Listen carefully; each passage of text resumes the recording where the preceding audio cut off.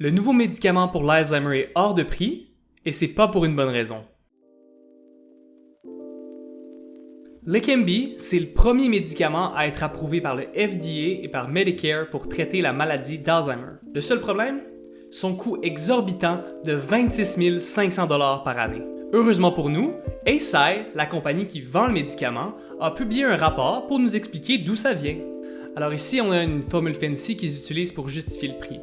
Le chiffre le plus important, c'est le WTP, qu'on peut traduire par volonté de payer. La volonté de payer, c'est le prix maximal qu'une compagnie d'assurance publique ou privée est prête à payer pour augmenter d'1 an la vie de quelqu'un qui a une bonne qualité de vie. Eisai utilise un estimé optimiste de 200 000 $ pour la volonté de payer et le multiplie par un autre estimé optimiste de l'augmentation de la vie en bonne santé, qui est seulement 8 mois en passant. Ajoute 7 500 $ pour l'argent qu'ils disent qu'ils sauvent aux familles, divise par 3 ans et demi, qui est le temps du traitement, et on obtient 37 600 $. Et vu que Eisai est ben fin, il redonne 11 000 $ à la société, et donc on a le prix final de 26 500 $. Imaginez si la valeur de tous les médicaments était décidée selon une telle formule. OK, fait que ton nouveau-né a besoin d'un antibiotique sinon il va mourir? OK, 80 ans d'espérance de vie, 200 000 $ par année, ça va faire 16 millions. Débit ou crédit?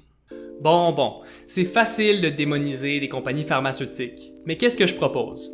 Premièrement, il faut garder en tête que beaucoup de la recherche nécessaire pour développer des médicaments est faite dans les universités, fondées par des fonds publics. Et donc que les bénéfices de la recherche devraient revenir au public.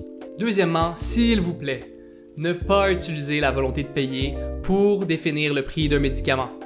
Troisièmement, sois transparent avec tes coûts de recherche et développement, sois transparent par rapport au prix coûtant d'un médicament et extrais-en un profit raisonnable. Maintenant, vous savez pourquoi?